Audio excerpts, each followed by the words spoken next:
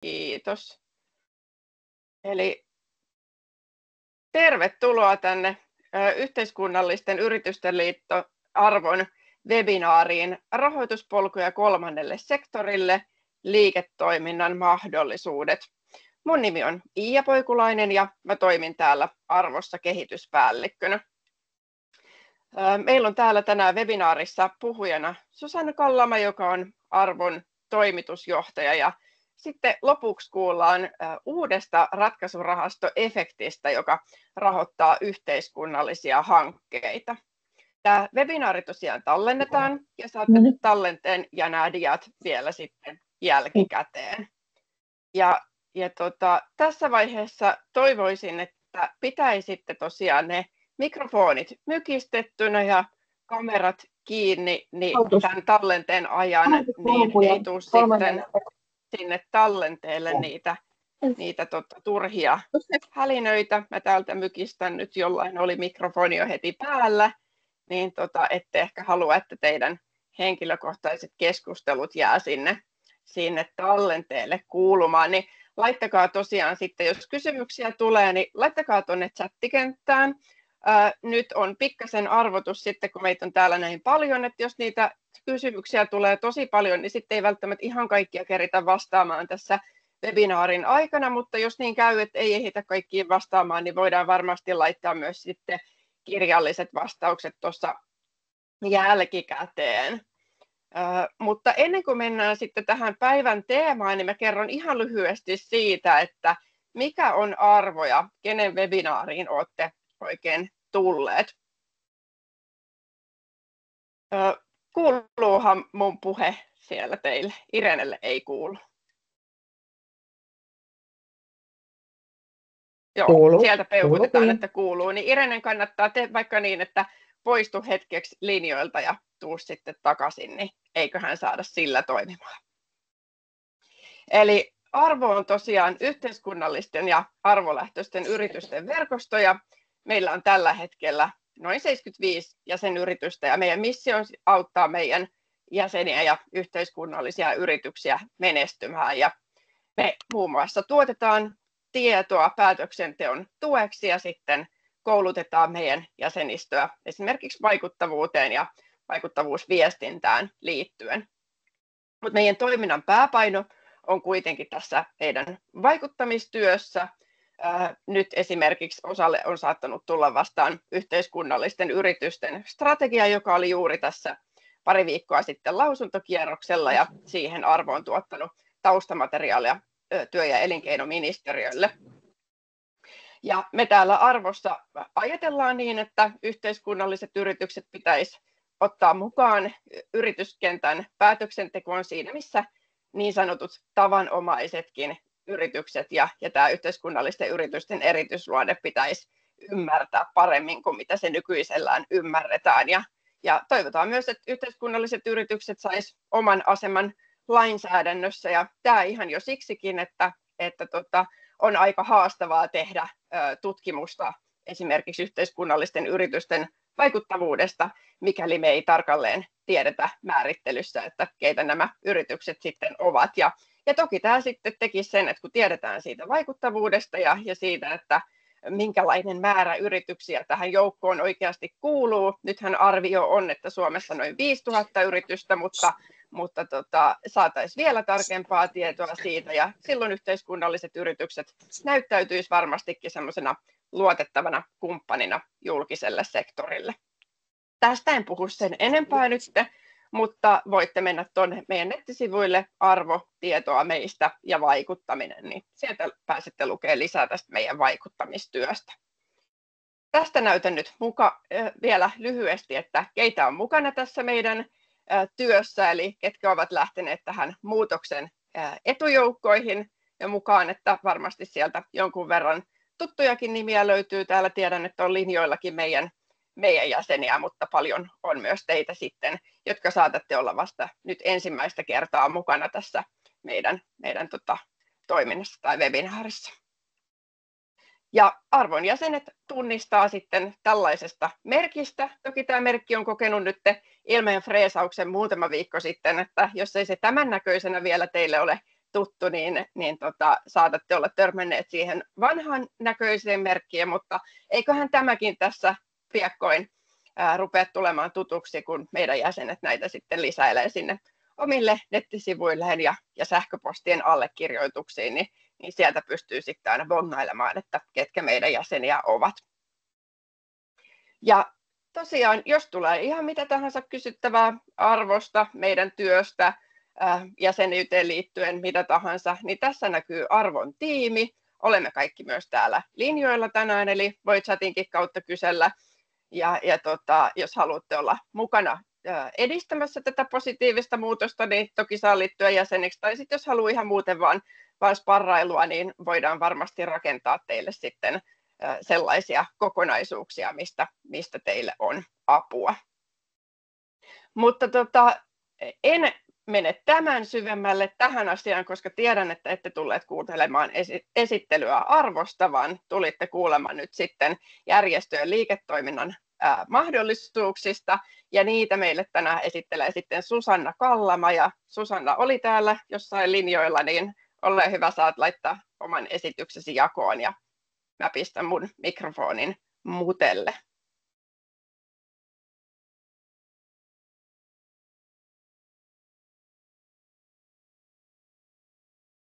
Hyvää huomenta minunkin puolestani ja tervetuloa tänne meidän webinaariin.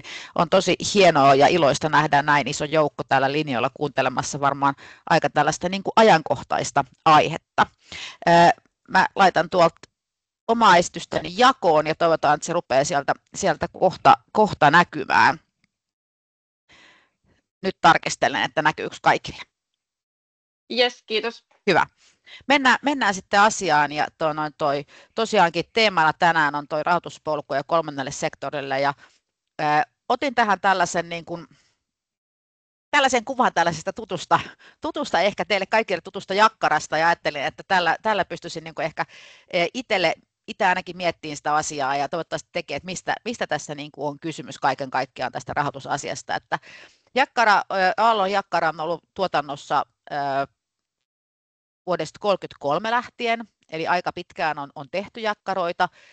Niitä on tehty reippaasti yli 1 miljoona kappaletta, ja tällä hetkellä niille myönnetään 50 vuoden takuu. Eli voi ajatella, että ne on aika tällaisia kestäviä ja stabiileja juttuja tässä meidän yhteiskunnassa. Ja tämä antaa mun mielestä semmoisen ehkä piirteen siitä, että mitä sille rahoituksellekin voisi siellä tai pitäisi ehkä ajatella sitä rahoitusta. Ja lähdetään siitä ajatuksesta, että meillä on 3 kivijalkaa myös siinä meidän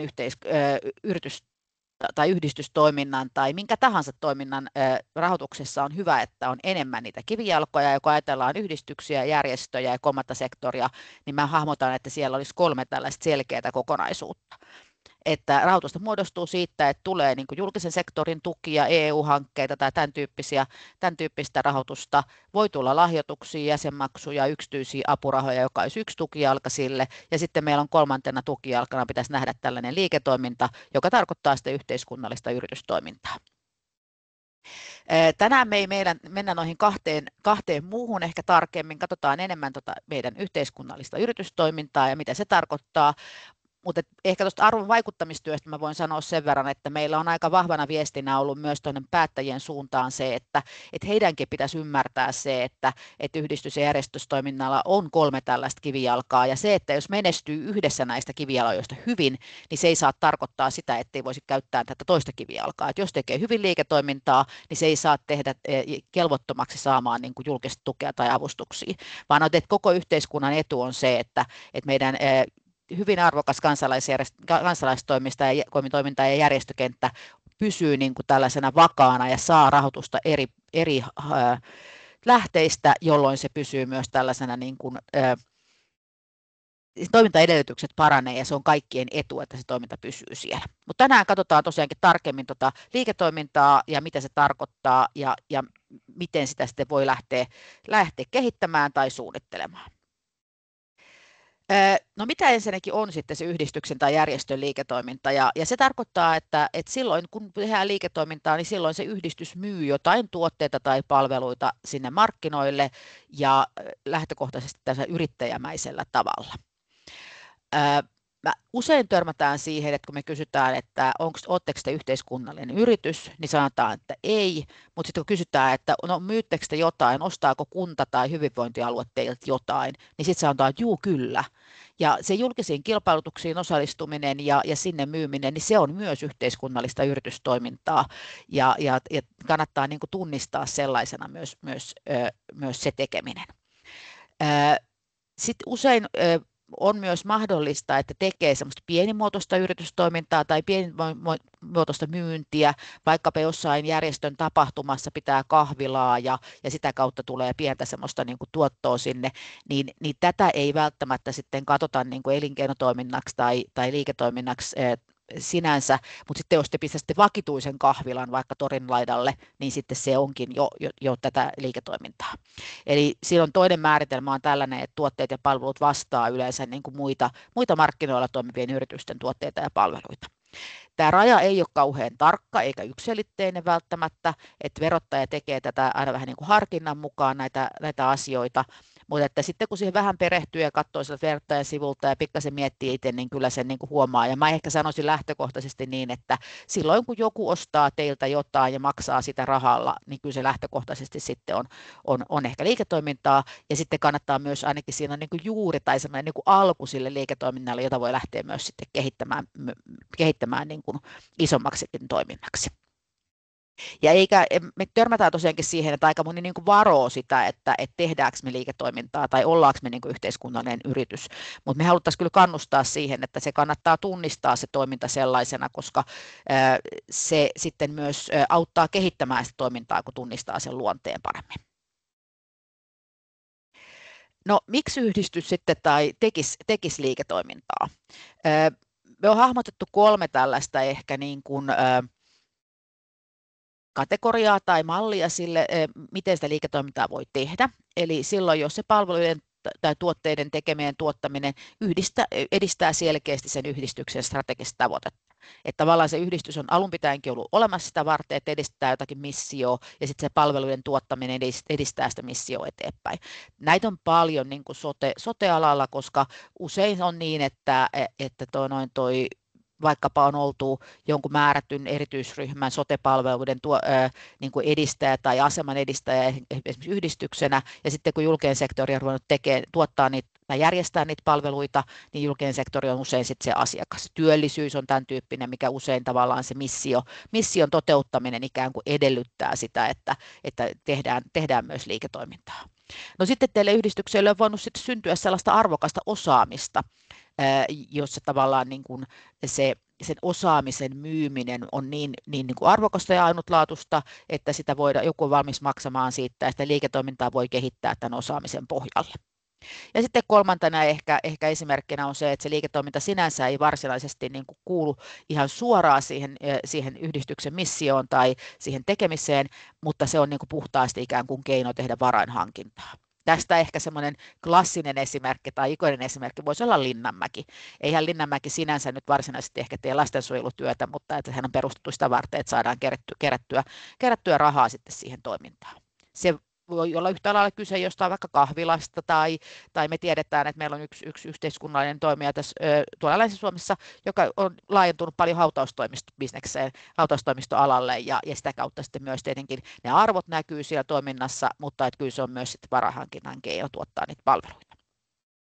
Sitten tässä elinkeinotoimintahan pitää erottaa sitä, ja tämä liiketoiminta erottaa sitä yleishyödyllisestä toiminnasta, ja tosiaankin verottaja sen niin kuin viime kädessä sitten arvioi, että onko elinkeinotoimintaa vai yleishyödyllistä toimintaa, mutta mä ehkä suosittelisin, että jos te pohditte niin kuin liiketoiminnan aloittamista tai teillä sitä on, niin alusta lähtien kannattaa ehkä pitää se niin kuin tavallaan nämä 2 asiaa niin kuin erillään, koska sitten se kuitenkin helpottaa sitä tekemistä ja se helpottaa myös sitä kehittämistä joka tapauksessa.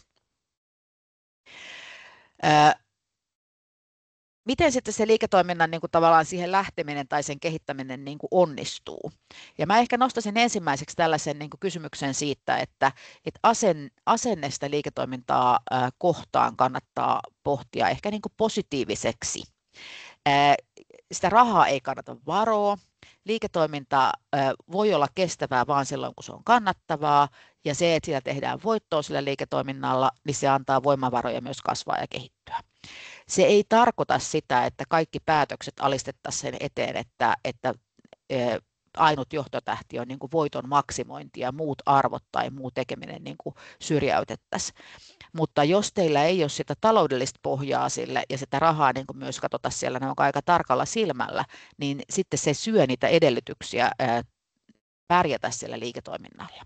Ja siksi tavallaan se semmoinen niin kuin positiivinen asenne siihen, että me pidetään sitä rahaa niin kuin mukana siinä päätöksenteossa ja myös koko ajan tutkitaan sitä, että onko tämä toiminta, niin kuin, paljonko siihen menee resursseja ja paljonko se tuottaa meille, joko niin kuin voittoa tai sitten vaikuttavuutta.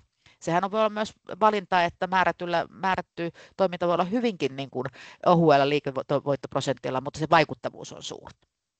Mutta että sitä talous kannattaa pitää siellä ja se asenne sitä kohtaan, että se on tärkeää ja semmoinen yksi asia, joka pitää seurata, niin sitä kannattaa niin kuin tavallaan ehkä levittää siinä omassa organisaatiossa.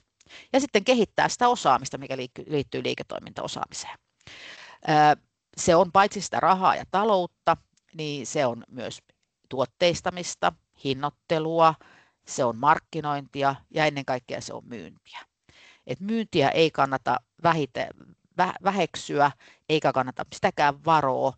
Kukaan ei ymmärrä ostaa teiltä asioita tai hyödyntää teidän osaamista, jos te ette kerro, että sitä on olemassa ja kerro myös, että me ollaan valmiita myymään sitä. Mä oon tehnyt ihan tavanomaisen yritystoiminnan kanssa aika paljon töitä menneisyydessä ja uusille alkaville yrittäjillekin, niin yksi sellainen asia, mitä aina painotetaan, on se, että sitä myyntiä ja sitä kassavirtaa ja sitä työtä ei synny, jos ei sitä myy. Se ei ole välttämättä kauhean kivaa se myyminen, se on vähän semmoista niin kuin, monista vähän varoo, mutta sitten toisaalta se on niin kuin kullan kaivaminen, että mitä enemmän myy, niin sitä enemmän todennäköisesti saa myös tulosta aikaiseksi. Se on myös tavallaan tässä vaikuttamistyössä on sitä, että jos me halutaan tehdä, niin kuin, viedä meidän ajatuksia ja näkökulmia eteenpäin, niin sehän on vähän niin kuin ajatusten myymistä ja siinäkin näkökulmassa niin sitä pitää tehdä myös siinä, jos halutaan muuttaa sitä, että miten päätöksentekijät ja yhteiskunta ajattelee. Ja sitten ehkä kolmas sellainen asia on se, että kannattaa liiketoimintaa kehittäessä niin kuin ajatella jo sitä, että tavoite on siellä markkinoilla. Ja kannattaa myös muistaa se, että meillä on julkisen sektorin lisäksi niin kuin yksityistä rahaa, joka on valmis ostamaan erilaisia asioita. Et usein järjestöt on tottunut tekemään tosi paljon yhteistyötä ja tosi paljon niin kuin, kumppanuutta julkisen sektorin kanssa, niin sitten vähän niin kuin unohtuu se, että meillä on myös sellaisia yksityisiä toimijoita, jotka on valmis käyttämään rahaa ja ostamaan erilaisia palveluita ja tuotteita. Et tällaiset kolme ehkä niin kuin näkökantaa siihen liiketoiminnan tekemiseen kannattaa pohtia.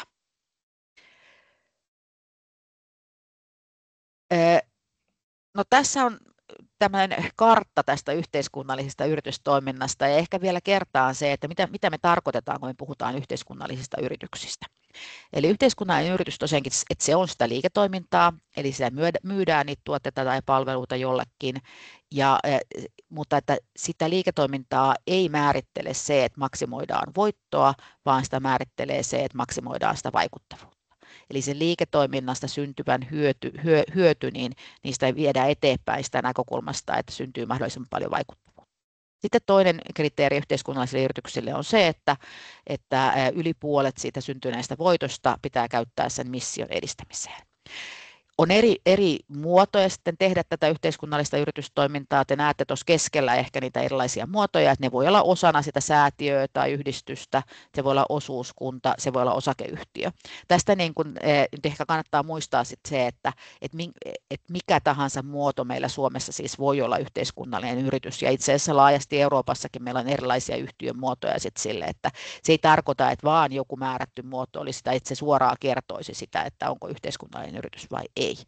Sitten siinä voiton palauttamisessakin on erilaisia tapoja, että jos se on osakeyhtiö, jonka yhdistys omistaa esimerkiksi, niin silloin se osakeyhtiö voi koko sen voiton palauttaa sille yhdistykselle, koska se yhdistys käyttää sen siihen yleishyödylliseen työhön. Sitten se, jos on yrittäjien omistama osakeyhtiö, niin silloin tavallaan niin kuin, sitä voi jättää myös osan siitä voitosta sinne osakeyhtiöön kehittämään sitä, ja se yrittäjä voi sieltä nostaa itselleen sitten alle puolet niin kuin myös sitä voitosta niin kuin osinkona, ja totta kai saada myös aina palkkansa.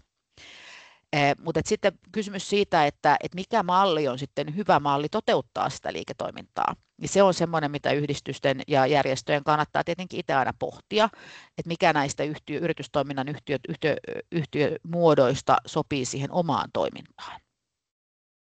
Siihen ei ole yksiselitteistä vastausta. Me on yritetty sitä vähän nyt sitten pohtia, että mikä se voisi olla, että onko se parempi tehdä siellä yhdistyksen sisällä vai onko parempi erikseen sitten perustaa osakeyhtiö tätä tekemistä varten. Silloin, jos on yhdistyksen tai säätiön sisällä se liiketoiminta, niin tuossa jo mainitsinkin, että se pitää erottaa siellä kirjanpidossa ja taloudessa. Ja tässä kannattaa olla aika lailla tarkka ja tehdä se niin kuin rehellisesti sitä varten, että sitten myös sitä ehkä jos verottaja arvioi ja katsoo sitä kilpailuneutraliteetin näkökulmasta, mutta myös sitä varten, että se itse, oman toiminnan kehittäminen on helpompaa silloin, kun tiedetään, että mistä on kysymys, mistä tulee tuloja, mihinkä ne menee. Ja tosiaankin avustukset ja lahjoitukset on pidettävä erillään tästä elinkeinotoiminnasta, että niitä ei voi käyttää sen liiketoiminnan niin kuin tukemiseen. Sitten siinä on sellainen vaara, että jos se liiketoiminta kasvaa niin kuin isoksi osaksi sitä yhdistyksen toimintaa, niin silloin siinä voi olla sellainen vaara, että se niin kuin vaarantaa sitä yleishyödyllisen toiminnan yleishyödyllisyyttä, ja se kannattaa ottaa huomioon. Ja sitten kun meillä on erilaisia niin kuin yritystoimintaan annettavia tukia tai lainotusta tai tämän tyyppisiä asioita, niin yhdistystä ja säätiöitä ei aina kohdella näissä ratkaisuissa silleen, että ei huomata, että ne on yrityksiä.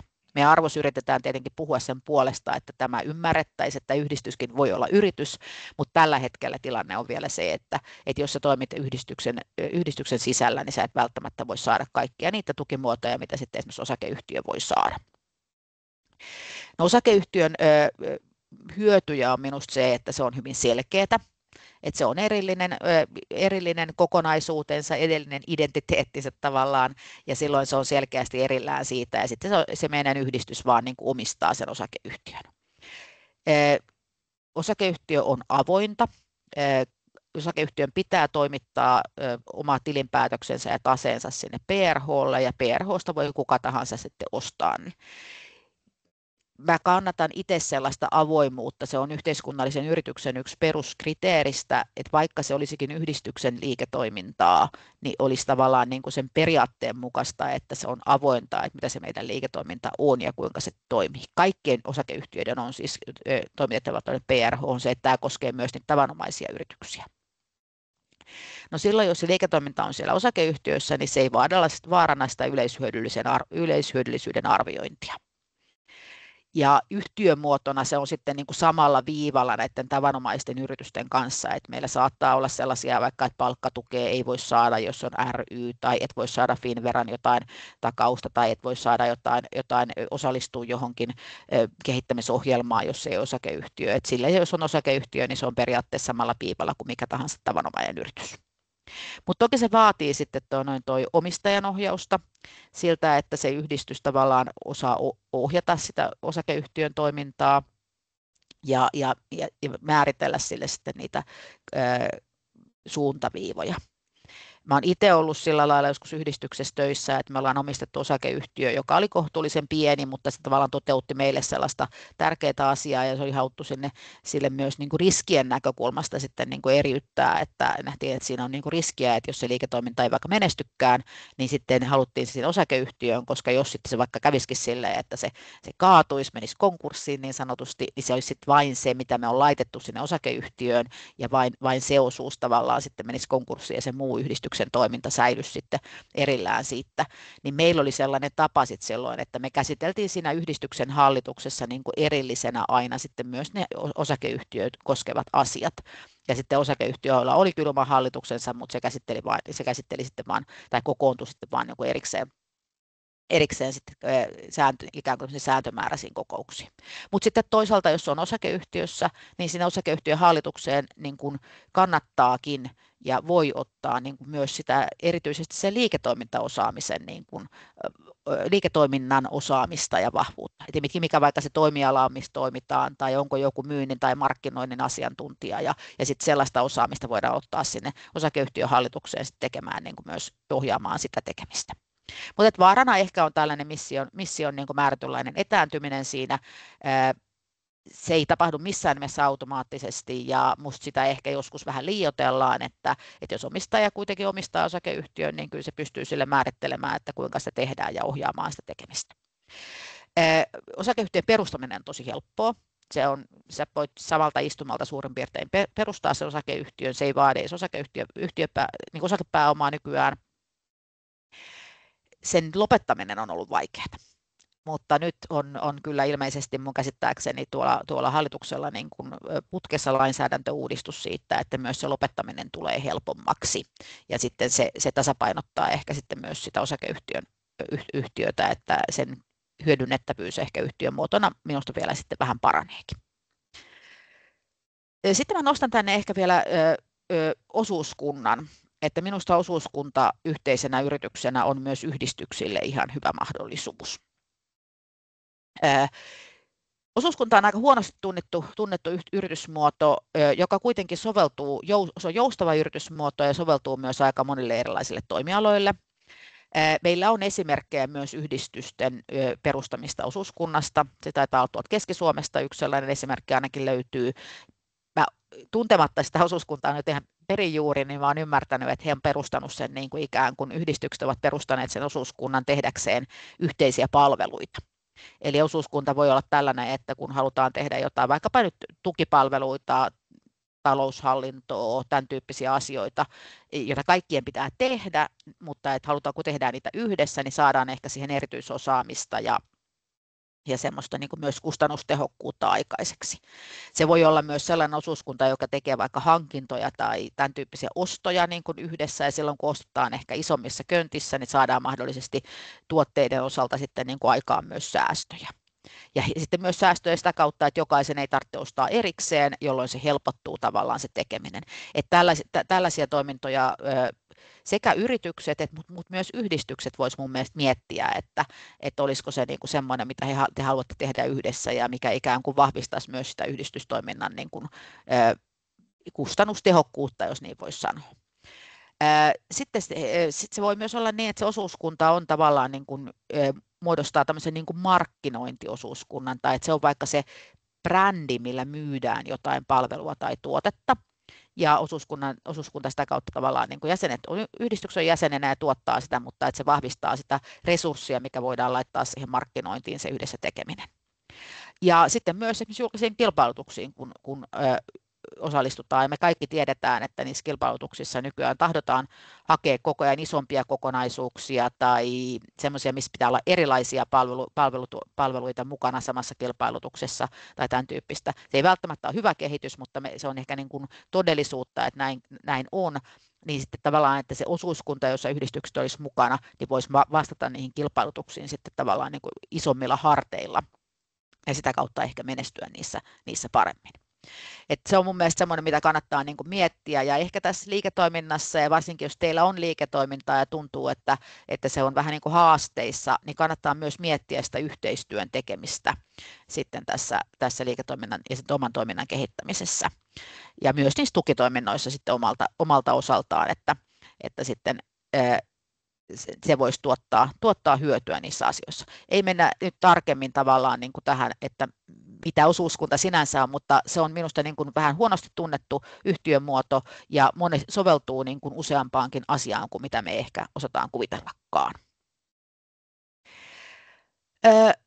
Mutta että sitten loppupeleissä niin kuin valintaan vaikuttaa siinä sitten se, että miksi se yhdistys harjoittaa sitä elinkeinotoimintaa tai liiketoimintaa. Mikä on se strateginen rooli, mikä on se tavoite, mitä te haluatte sillä liiketoiminnalla saavuttaa.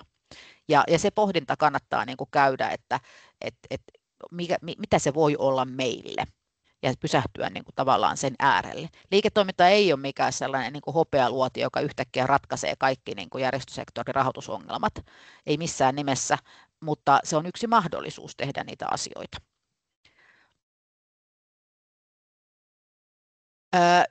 Ja joka tapauksessa, jos tehdään palvelutoimintaa, jos lähdetään liiketoimintaa tekemään, niin silloin kysymyksessä on yhteiskunnallinen yritys, ja ehkä niin kuin tavallaan semmoisena niin kuin johtoajatuksena kannattaa miettiä myös se, että kyllä siinä liiketoiminnassa kuitenkin on kysymys siitä, että se on niin kuin rahan tekemistä, ja rahalla on siinä merkittävä rooli. Vaikka sen päätarkoitus olisi tehdä vaikuttavuutta, niin sitä rahaa ei voi unohtaa. Ja miksi näin? Täälläpäs on hienosti näköjään, mutta noi kuvat jotenkin jäänyt. Tässä oli semmoista kuvat, mutta ne ei nyt näy teille jostain syystä, mä epäilen. Kannattavaa liiketoiminta on kestävää liiketoimintaa, tuloja pitää olla enemmän kuin menoja. Ja sitten myös sille, että me pitää pystyä sillä voitolla ikään kuin kasvamaan, kehittymään, innovoimaan. Jos pitää rakentaa jotain uutta, korjata vanhaa, ostaa uusia tietokoneita, niin se voitto, mikä jätetään puskuriksi sinne yritykseen, niin se on sitä, millä tätä kehittämistä ja kasvamista voidaan tehdä. Ja sitten se antaa mahdollisuuden tehdä niin kuin enemmän hyvää. Et mitä enemmän teillä on tavallaan niin kuin tulee sitä voittoa, niin sitä enemmän se antaa teille mahdollisuutta kasvaa. Tai jos se voitto on se, mikä annetaan sinne yhdistykselle sen yleishyödyllisen toiminnan tekemiseen, niin sitä kautta voidaan tehdä enemmän sitä hyvää sitten. Ja siksi sitä ei kannata niin kuin arkailla sitä rahaa. Muutamalla sanalla vielä sitten siitä, että jos lähtee kehittämään uutta liiketoimintaa, niin mistä kannattaa sitten aloittaa. Ja silloin pitäisi aloittaa sitten liikeideasta. Teidän niin kuin, se ratkaisu, palvelu, tuote, sillähän ratkaistaan yleensä aina jotain ongelmaa. On olemassa niin kuin joku tarve, joku ongelma tai joku tämmöinen, mihinkä se tuo se, mitä te myytte, niin tuo tavallaan sitten sen ratkaisun. Jos on nälkä, ostetaan ruokaa. Jos tarvitaan, on kovin niin kuin, vaikkapa tarvitaan siivousta vaikka yritystiloihin, että pitää ne toimistotilat siistinä, niin se on ratkaisu, että ostetaan siihen palveluita. Tai että jos siellä kotona ei pärjätäkään yksin, vanhus pärjää, hän tarvitsee tukea, niin se ratkaistaan sillä, että sinne myydään sitä kotona käytävää hoivaa. Mutta sitten pitää pohtia, että onko se ongelma, mitä siinä niinku ratkaistaan sillä tuotteella, niin onko se niinku riittävän arvokas, että joku on valmis maksamaan siitä. Että se voi olla niinku tosi tärkeä, ja se voi olla eettisesti niin kuin merkittävä myös, mutta sitten pitää samanaikaisesti myös miettiä sitä, että kenelle se ongelma on niin arvokas, että kuka on valmis maksamaan sen ongelman ratkaisusta. Ja ainahan se ei ole sillä lailla, että se hyödyn saaja on sama kuin se, joka maksaa. Et meillähän on vaikkapa vanhustenhoivassa voi olla niin, että se hoivahan menee, se hyödyn saaja on sille vanhuksille, mutta julkinen sektori maksaa. Tai se voi olla niin, että sen lapset maksavat äidin tai isän niin kuin avustuksen sinne kotiin. Sitten toinen on tietenkin se, että pitää katsoa, että onko tarvetta, onko kysyntää ja myös tavallaan ehkä miettiä sitä, että kuinka paljon siellä on jo ikään kuin sitä tarjontaa siellä markkinoilla ja miten se meidän oma tarjonta on kilpailukykyinen ja miten se ehkä erottuu niistä muusta tarjonnasta, mikä siellä on. Siinäkin se yhteiskunnallisen hyvän tekeminen voi olla yksi kilpailuetu siellä markkinoilla. Ja sitten tavallaan niin kuin se totta kai pitää olla sitä, että on olemassa jo niin kuin tavallaan sitä markkinaa tai syntyy jostain syystä esimerkiksi sellainen markkina, mihin te haluatte lähteä niin kuin tuottamaan niitä palveluita. Tästä mun mielestä yksi hauska esimerkki, mikä tulee Ruotsista, on se, että Ruotsissa on lainsäädäntö, että koiraa ei saa jättää yli 6 tunniksi yksin kotiin, mikä on luonut valtavan markkinan niin kuin koirien päivähoidolle siellä Ruotsissa. Et kannattaa, silleen voi olla myös tällaisia tilaisuuksia siellä markkinoilla ja löytyä sitten tavallaan niitä liiketoiminnan mahdollisuuksia. Tässä on noita, mitä kannattaa pohtia, mitä hyötyä niin kuin asiakkaalle tästä tulee. Nämä on ihan tuolta perustamisoppaasta oikeastaan, niin kuin, olen ottanut näitä listoja tänne, ja toi kannattaa myös, niin kuin, kun sitä omaa liiketoimintaa miettii, niin kannattaa ihan miettiä sitä niin kuin tavallaan samoja asioita, kun mietitään silloin, kun kuka tahansa lähtee perustamaan tavanomaista yritystäkin. Sitten sen lisäksi niin tee liiketoimintasuunnitelma, miettikää siinä myös sitä ansaintalogiikkaa, että mistä raha tulee, mihin se menee, mistä me saadaan se tavallaan ne resurssit tehdä sitä toimintaa, kannattaa tehdä niitä laskelmia, laskea kassavirtaa, tehdä niin kuin tavallaan mihin menee rahaa, mistä tulee rahaa, paljonko tarvitaan ehkä sinne viivan alle, jotta me pystytään tavallaan sitten käyttämään sitä siihen kasvuun ja näin poispäin. Ja sitten tosiaankin ihan normaalin yritysneuvonnan aputyökaluja ja neuvontaa niin kannattaa hyödyntää myös tämän tyyppisen yritystoiminnan kehittämisessä. Mulla on tuossa loppukalvolla sitten vielä muutama linkki siitä, että mistä löytyy näitä työkaluja ja mistä sitä yritysneuvonnan apua voi saada. Et sinänsä niin kuin tavallaan tämmöinen liiketoiminnan niin kuin käynnistäminen yhdistyksessä, niin mä näkisin sen aika paljon niin kuin samanlaisena kyllä kuin tavanomaisen yritystoiminnan käynnistäminen. Joskus aika useinkin sanon sitä, että yhteiskunnallinen yritystoimintahan on, niin kuin, että sun pitää osata siinä se kaikki sama, mitä tavanomaisessakin yrityksessä pitää osata, mutta sen lisäksi sun pitää myös ymmärtää se vaikuttavuus. Että se on tavallaan vähän niin kuin vaikeampaa kuin se normaali yrittäminen.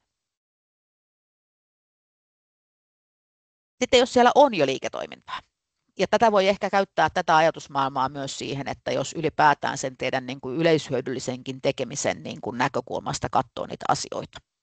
Et jotta voi kehittää jotain asiaa, niin täytyy tietää aika tarkkaan, että missä nyt mennään. Eli mitä tehdään, miksi me tehdään näitä asioita, mitkä on juuri tämän toiminnan kulut, mitä resursseja me käytetään tämän toiminnan tekemiseen, mistä se meidän resurssi, tavallaan se rahoitus tulee tähän toimintaan, mikä se vaikuttavuus tällä toiminnalla on ja mikä on se taloudellinen tulos tällä. Että tavallaan niin kuin jos haluaa lähteä kehittämään, korjaamaan, kasvattamaan jotain juttua, niin minusta on ihan super tärkeää, että tietää silloin rehellisesti tavallaan sen, tekee semmoisen ikään kuin läpileikkauksen tai röntgenkuvan siitä, että missä me oikeasti mennään. Jos sitä ei ole, niin tavallaan sen alkuvaiheen, niin että hyppäisi suoraan siihen, että lähtisi tekemään jotain kehittämistä tai myymään jotain palvelua enemmän, niin se on aika vaikeaa, jos ei meillä ole niin kuin ihan tarkkaa tietoa, että missä me nyt tällä hetkellä ollaan.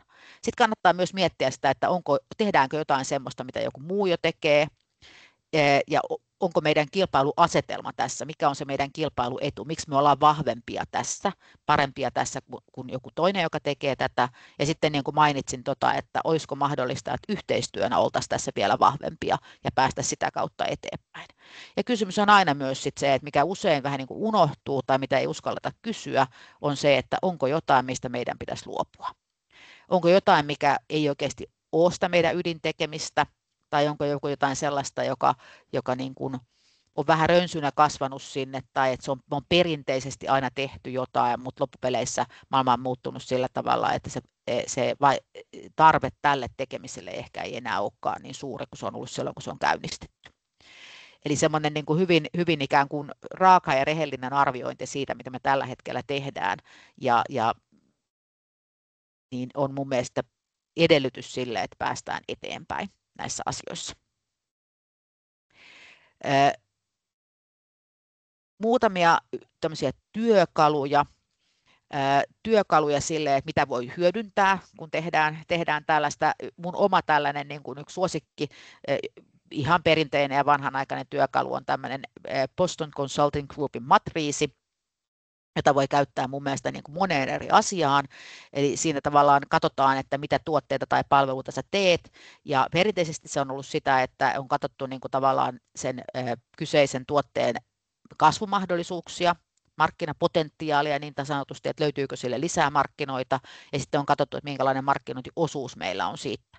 Ja sitten jos on semmoinen, että jos ei ole kauheasti mitään kasvumahdollisuuksia, mutta toi markkinaosuus on aika suuri, ne on puhuttu tämmöisistä lypsylehmistä, eli sieltä tulee niin kuin hyvin rahaa, mutta että sieltä ei välttämättä sitten tavallaan, niistä kannattaa pitää kiinni sen takia, mutta ei välttämättä sitten ole ollut semmoista niin kuin, enää sellaista niin kuin markkinoiden kasvumahdollisuutta siellä. Sitten siellä on tämmöisiä koiria, jotka vie paljon pieni markkinaosuus ja ei ole oikein kasvumahdollisuuttakaan, ei vie ehkä paljon aikaakin ja sitten niistä kannattaa ehkä luopua tai pyrkiä siirtämään ne sitten johonkin toiseen boksiin, että parasta olisi, että olisi paljon noita tähtiä, joissa on niin kuin paljon potentiaalia kasvaa ja paljon sitten myös sitä markkinaosuuden haukkaamista sieltä niin sanotusti. Mutta tätä voidaan käyttää myös vaikkapa niin kuin vaikuttavuuden ja viekseen niin kuin paljon aikaa, mutta vaikuttavuus on pieni, tai viekseen niin kuin vähän aikaa ja vaikuttavuuskin on hyvä. Ja jos joku homma vie vaikka hirveästi aikaa, mutta sitten me huomataan, että se vaikuttavuus on aika pieni, niin sitä voi arvioida, että onko se resurssi niin kuin oikeassa suhteessa sitten siihen, mitä me saadaan sieltä. Jos googlaa tämän, niin löytää tästä hirveästi erilaisia niin kuin malleja tähän tai erilaisia niin kuin tulkintoja ja käyttötapoja ja kaikkea muuta niin kuin aika paljon tuolta netistä, että tämä on vanha työkalu. Sitten toinen hyvä perustyökalu on tietenkin tämä SWOT-analyysi, eli katsotaan, että mitkä on siellä meidän sisäisessä ympäristössä meidän vahvuuksia, mitkä on meidän heikkouksia, sitten tutkitaan meidän ulkoista ympäristöä, että mitä mahdollisuuksia sieltä löytyy tai mitä uhkia sieltä löytyy. Myös SWOTista löytyy, kun vähän googlailee, niin aika paljon kaikenlaista tietoa. Sinänsä ihan helppoja materiaaleja tai työkaluja ja voi olla teille ihan tuttujakin tietenkin. Ja tässä on sitten vielä noita, että mistä sitä liiketoiminnan suunnittelun kehittämisen apua voi saada. Tuolla Arvokin on mukana tässä yhteiskunnallisten yritysten osaamiskeskuksessa. Siellä on aika paljon kaikkea materiaalia siellä sivustolla ja siellä on tämmöisiä itseopiskelukokonaisuuksia ja videoita muun muassa vaikuttavuudesta ja sen mittaamisesta. Meillä on myös siellä ihan maksutonta ja luottamuksellista neuvontaa, joka liittyy yhteiskunnallisen yrityksen perustamiseen ja sitä kannattaa sitten, kun on käynyt läpi ehkä noita perusmateriaaleja, niin sen jälkeen käydä tutustumassa siihen neuvontapuoleen, että kannattaa hyödyntää. Ja myös se oma kunta, Suomessa poikkeuksetta lähes jokainen kunta tarjoaa jonkinlaista yritysneuvontaa tai kehittämispalveluita, niin niitä löytyy tuolta Sekesin sivustolta, voi löytää tavallaan, että mikä on se mun kunnan, meidän alueella toimiva elinkeinoyhtiö, ja sitten myös tuolta Suomen uusyrityskeskuksesta ryn sivustolta uusyrityskeskus.fi, niin sieltä löytyy, oman kunnan nettisivuilta voi löytyä niitä. Nämä usein rakentuu silleen, että riippuen sitä, missä kunnassa sinä olet, niin nämä palvelee niin kuin aina sitten sen alueen yrityksiä. Me tehdään myös koko ajan sitä työtä, että me yritetään tätä normaalia yritysneuvojia niin kuin kouluttaa osaamaan yhä enemmän niin kuin yhteiskunnallisesta yritystoiminnasta, mutta että heillä on esimerkiksi yleensä niin kuin paras tietämys sen alueen, niin kuin sillä alueella olevista rahoitusmahdollisuuksista, mitkä olisi käytettävissä. Niin senkin takia kannattaa sinne omaan elinkeinotoiminnalla yhteydessä. He myös tietää, että jos siellä alueella on käynnissä joku tämmöinen niin kuin yhteinen yritysten kehittämishanke, sieltä ei välttämättä saa rahaa, mutta sieltä voisi saada tavallaan sitä kehittämisapua ja sparrausta, ja sen takia mun mielestä kannattaa aina myös olla yhteyksissä sinne ja katsoa, että mitä palveluita sieltä voi saada.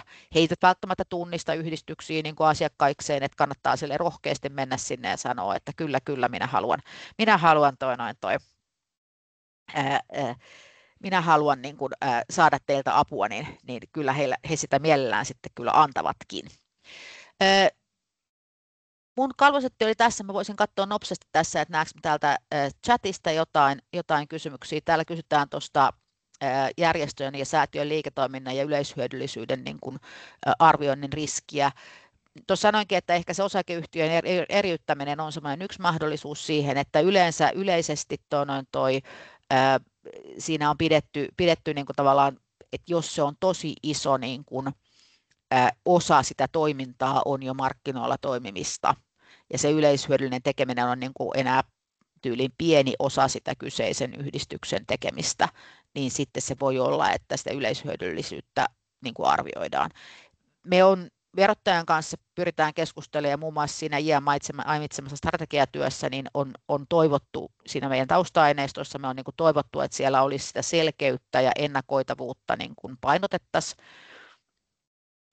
verottaja saattaa nähdä, että heidän niin kuin linjansa on hyvinkin selkeitä tässä, ja voi ollakin, mutta niitä niin kuin tavallaan etukäteen pitäisi saada sitä tietoa vielä enemmän. Et se on semmoinen, mitä me toivotaan.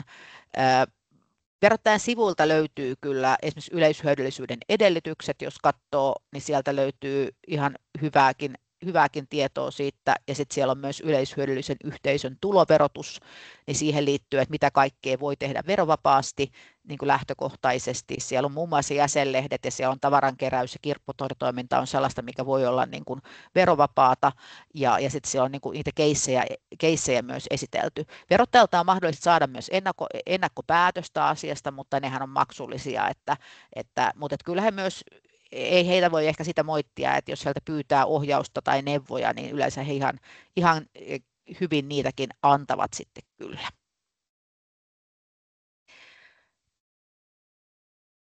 Mutta joo, mun osuuteni oli oikeastaan tässä. Ihan mielellään tosiaankin, niin kuin Iakin mainitsi, niin voidaan myös sparrailla näissä kysymyksissä, ja tosiaankin sieltä YYOn puolelta löytyy sitten myös apuja, että kannattaa rohkeasti olla yhteyksissä, ja ehkä kannustan siihen, että suhtautuu positiivisesti siihen liiketoimintaan ja miettii, että voisiko se olla mahdollisuus, mutta sitten samalla huomaa myös, että se, että aloittaa liiketoiminnan tai pistää jonkun toiminnan perään Oyn, niin ei automaattisesti tarkoita, että siitä tulee kannattavaa tai että se olisi helppoa, vaan se vaatii kyllä panostusta ja paneutumista siihen tekemiseen. Kiitokset. Kiitos Susanna. Meillä on vielä yksi osuus tätä meidän webinaaria jäljellä, ja mä näinkin, että täällä oli linjoilla ainakin Stefan Haglund ja Stephanie Sinclair Lappi, jotka ovat ratkaisurahastoefektistä. Te olettekin nyt täällä aivan uuden äärellä meidän yleisö, koska tämä rahasto on tosiaan tuossa 1,5 viikkoa sitten lanseerattu, niin nyt pääsette kuulemaan vähän, että minkälaisiin tarkoituksiin voi sieltä rahoitusta saada. Niin Stefan ja Stephanie, oletteko kuulolla? Jos teillä on jotain diasettia, niin saatte laittaa jakoon. Huomenta. Täällä ollaan. Kiitos Iia. No niin. Kiitos Susanna ja kiitos Arvoliitolle kutsusta tulla kertomaan ratkaisurahastoefektistä.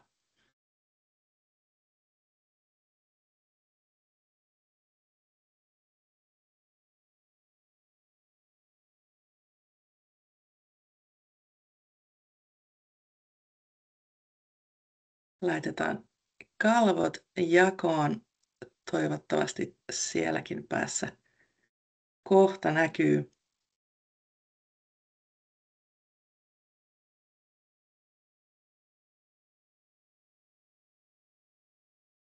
Huikkaako joku, näkyykö siellä? Ei näy vielä. Ei vielä, joo. Ei näy. Katsotaan, jos se...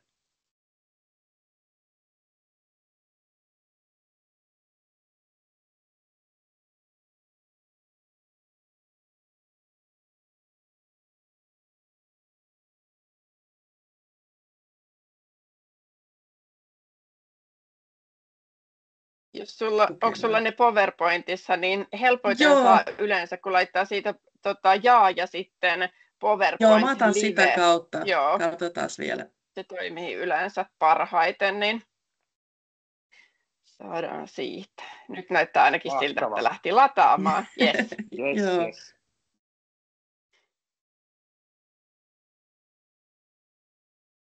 Eli nyt ilmeisesti näkyy jo paremmin. Joo, näkyy. Joo, huomenta kaikille. Mä oon Stephanie Sinclair Lappi ratkaisurahastoefektiltä ja meillä Stefan Haglund myös mukana siellä. Esitellään teille tätä meidän nyt 2 vuotta ollaan rakennettu ratkaisurahastoa ja tosiaan tämän kuun alusta nyt saatu toiminta käynnistymään. Ratkaisurahasto rahoittaa ratkaisuja, jotka luo parempaa yhteiskuntaa. Eli me etsitään aloitteita, jotka vastaa yhteiskunnallisiin haasteisiin, jotka edistää ihmisten hyvinvointia. nämä voi olla hyvin monelta eri tavallaan toimialalta eri fokus, eli voi olla lapset ja nuoret, koulutus, kulttuuri, liikunta, sivistys, eri elinympäristö, turvallisuus. Eli kaikki ne asiat, joita pitäisi tehdä enemmän. Ja meille on tärkeää se, että näillä aloitteilla, jotka me löydetään, on edellytyksiä kasvaa. Eli se voi olla, että tällä hetkellä toimii vielä paikallisesti, mutta me etsitään malleja. Eli semmoisia asioita, joita voi tehdä muuallakin. Ja tällä meidän rahoituksella ja myöskin sillä yhteistyöllä, mitä me tehdään tämä kasvu mahdolliseksi.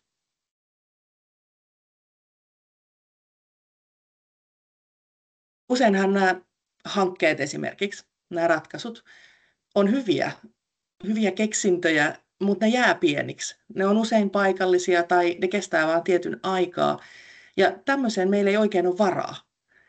Eli nyt jos koskaan me tarvitaan uusia tapoja luoda hyvinvointia, luoda parempaa yhteiskuntaa. Mutta tämmöisen vaikuttavan toiminnan kasvattamiselle ei usein ole riittävästi saatavilla pääomaa. Ja siihen siis ratkaisurahasto tarvitaan.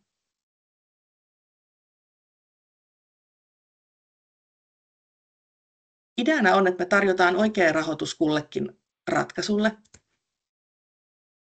Eli me voidaan rahoittaa hyvin monenlaisia kohteita. Susanna kertoi näistä eri tapoja on toimia yhteiskunnassa yhdistyksenä. Yhteiskunnalliset yritykset on meille tärkeitä, mutta myös muut yritykset, tutkijaryhmät.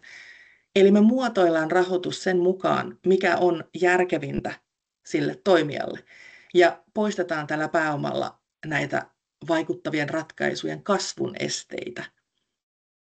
Ja me tehdään se niin, että nämä käyttäjät, eli ihan se loppukäyttäjä tälle ratkaisulle, ja sitten nämä tarvitsijat, tämä tarkoittaa siis niitä, jotka sen ostaa, niin he on mukana alusta lähtien. Ja yhdessä luodaan semmoisia ratkaisuja, joille oikeasti on etsitty ratkaisua pitkään jo. Tavoitteena on, että tämä pääoma palautuu, eli me etsitään kasvua, liiketoimintaa, mutta se vaikuttavuus siis ratkaisee. Ei tuotto edellä, vaan vaikuttavuus edellä. Ja hyvin tärkeä osa tätä on tämä mittaaminen. Puhuttiin just tästä läpinäkyvästä toiminnasta, eli me halutaan, että me kyetään osoittamaan, mikä oikeasti muuttuu ja kuinka paljon. Efektin rahoitus täydentää näitä perinteisiä avustuksia. Se tukee julkista sektoria, eli ei tule näiden tilalle, ei korvaa apurahoja esimerkiksi, mutta tuo uudenlaisena toimijana niin mahdollisuuksia, mitä ei aikaisemmin ole ollut. Meillä on ehkä se riskinkantokyky tässä kehittämisessä ja uudistumisessa, se mitä me voidaan auttaa poistamaan riskiä näiltä kehittäjiltä. Tässä on muutamia esimerkkejä, miten on konkreettisesti tämä voisi toimia. Voittoa tavoittelematon järjestö kehittää lupaavan mallin ehkäistä nuorten mielenterveysongelmia. Effect rahoittaa kokeilua ja sen vaikuttavuutta todentavan tutkimuksen. Kokeilu onnistuu, malli otetaan laajaan käyttöön, tuottaen hyötyä monelle. Ja tästä skaalaamisesta syntyneistä tuloista voidaan palauttaa alkuinvestointi takaisin rahastolle. Ryhmä taiteilijoita kehittää teknologiaa ja uutta ilmaisuja yhdistelevän kulttuurigenren, joka tavoittaa uusia ihmisryhmiä ja inspiroi muita. Ratkaisurahasto auttaa luomaan liiketoimintamallin ja sijoittaa uuden yhtiön osakepääomaan. Tai kaupunki haluaa parantaa heikossa asemassa olevien asuinalueen hyvinvointia, mutta taloustilanne ei mahdollista tätä. Kaupunki, Effect ja asiantuntijat etsivät ja valitsevat vaikuttavimmat keinot tilanteeseen. Ja ratkaisurahasto rahoittaa näitä aloitteita. Ja tästä syntyy hyvinvointia, joka luo säästöjä ja tuloja kaupungille, ja näistä sovittu osa palautuu rahastolle. Ja nämä on nyt vain esimerkkejä siitä, mitä se voisi esimerkiksi olla. Stefan voisi kertoa vähän tästä meidän rahoitusinstrumenttien kirjosta. Joo, huomenta päivää kaikille. Eli mun nimi on Stefan Haaglund, Startmore Impactin perustaja aikoinaan ja myöskin senior partneri tässä rahoitusrahasto Effectissä. niin kuin tuossa Stefania jo kertoi suurimman osan, mutta jokainen esitys tarvitsee tämmöisen häkkyrän, ja tämä on niin kuin meidän häkkyrä. En ajatellut käydä tätä kokonaisuudessaan läpi, mutta ehkä se, mikä teillä on tärkeää, on se, että mitä rahoitusta me voidaan tarjota ja mitä palvelua me oikeastaan, mitä me nyt sitten oikeasti tehdään. Niin puhutaan tietenkin tämmöistä normaalista rahoitusinstrumentteista, niin kuin lainasta. Voidaan myöskin olla mukana osakepääomassa, voidaan olla mukana rakentamassa eri takausmuotoja ja uusia rahoitustapoja myöskin ollaan keksitty. Mitä me sitten tehdään, on, että me halutaan tehdä tätä yhdessä. Tuossa lainaa, mitä Susannakin sanoi, että mä luulen, että yhteistyö on tässä niin kuin äärimmäisen tärkeää, koska moni tekee niin kuin samantyyppiä tai samanoloisia asioita, ja se olisi niin kuin kaikkien kannalta parempi, jos me tehdään näitä sitten yhdessä, ettei lähde niin kuin myymään NS-ostajille niin kuin samantapaisia asioita, mutta saataisiin niin kuin isompi vaikuttavuus. Ja me tehdään sitten, mielellä ollaan teidän kanssa niin kuin yhteistyössä, autetaan siinä skaalauksessa, ja ehkä myöskin siinä, missä Susanna myöskin mainitsi, myyminen on tärkeää, koska näitä palveluja, tuotteita, jonkun pitää olla valmis maksamaan niistä. Sitten niin kuin Stefania sanoi, niin mittaaminen ja raportointi on tietenkin meidän niin kuin stakeholderille, kaikille tänä päivänä niin kuin äärimmäisen tärkeää, että me saadaan niin kuin rahaa liikenteeseen. Me voidaan siirtyä seuraamaan sen.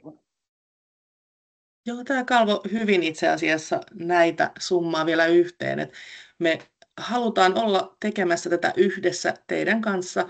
Meillä on mukana tässä rahoittajina säätiöitä ja me tuodaan heille tätä mitattavaa vaikutusta ja myös mahdollisuuden sen vaikutuksen kertautumiseen, eli sen pääoman palautuessa, niin se voidaan tehdä uudestaan se hyvä teko. Me tuodaan näille ratkaisujen tarvitsijoille, eli nimenomaan esimerkiksi hyvinvointialueille, kaupungille ja sitten loppukäyttäjille niin nämä lupaavimmat mallit hyödynnettäviksi.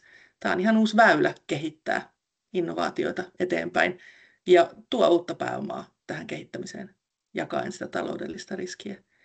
Ja nämä meidän superstarat on nämä ratkaisujen kehittäjät, eli meidän founderit, jotka saa tämän ratkaisurahaston myötä sellaista kasvurahoitusta, jossa on riittävän pieni riski heille. Ja me tarjotaan tukea tähän kehittämiseen, siihen kasvuun ja myöskin tulosten osoittamiseen, että usein se vaikutus on se vaikein asia hahmottaa, mitä on muuttamassa. Eli tässä vielä meidän taustavoimista ollaan hyvin kiitollisia Britta-Maria Rehnlundin muistosäätiölle, jonka fokus on lasten ja nuorten hyvinvoinnissa, ja Alfred Kordelinin säätiölle, joilla on vahva tuki kulttuurille, sivistykselle ja moniarvoiselle Suomelle. Eli siinä on meidän 100-vuotiaat ja sitten on tuossa toi meidän parivuotias, eli meidän perustama Startmer Social Impact Hub, valmennusyhtiö, jossa autetaan läheltä näitä foundereita. Ja tässä sitten vielä koko meidän tiimi, eli Arja Vajare toimii Stefanin ja minun rinnalla tässä operatiivisella puolella, ja hallituksessa on näiden perustajasäätiöiden toimitusjohtajat ja säätiöt ja rahastot, juristi Martin Lööf on mukana myös. Eli seuraavaksi me lähdetään nyt rakentamaan kumppanuuksia eri toimijoiden kanssa, ja me haetaan näitä lupaavimpia ratkaisuja tämmöisellä open callilla ensi vuoden alusta. Meillä ehkä ne hyvä tiedostaa tavallaan ne kriteerit, että meille on tärkeää varsinkin nyt tässä ensivaiheessa lasten ja nuorten hyvinvointi sekä kulttuuri ja sivistys, eli ne ratkaisut, joita me lähdetään viemään eteenpäin, niin ei välttämättä näitä molempia aina, mutta toivotaan, että nämä jompikumpi fokus on niissä selkeä. Ja sitten, että ne on kasvuhakuisia ja kasvuedellytykset täyttyy, eli sellaisia malleja haetaan, ei pelkästään yhtä hienoa tapahtumaa tai pop-up-juttua, vaan tämmöisiä, joilla on edellytyksiä tarjota ratkaisuja pidemmän päälle. Ja portfolio toki laajenee, kun saadaan uusia rahoittajia liittymään mukaan, niin nämä alueet, joilla me toimitaan, myös samalla sitten kasvaa. Tässä on meidän yhteystiedot. Sieltä löytyy suomeksi, ruotsiksi ja englanniksi lisää ja matalalla kynnyksellä olkahan meihin yhteydessä tuon sähköpostin kautta, niin voidaan auttaa. Kiitos. Joo, Kiitos Stefan ja Stefani ja kiitos myös koko yleisölle, että olitte mukana täällä. Nyt kello on 10, joten valitettavasti tässä välissä ei ehditä ottamaan enää kysymyksiä, mutta tosiaan tallenne tulee teille ja materiaalit tulee ja meidän yhteystiedot, kaikkien puhujien ja sitten meidän arvon henkilöstön yhteystiedot, niin saatte sitten materiaalia mukana varmasti. Eikö niin, että me saadaan teiltäkin Stefan ja Stefani, niin nämä matskut sitten voidaan laittaa jakoon. Niin olkaa sitten yhteydessä, jos tulee kysymyksiä, niin jälkikäteenkin voi laittaa sitten viestiä ja palataan näissä teemoissa sitten jatkossakin. Kiitos paljon. Kiitos kaikille. Kiitos paljon. Moikka.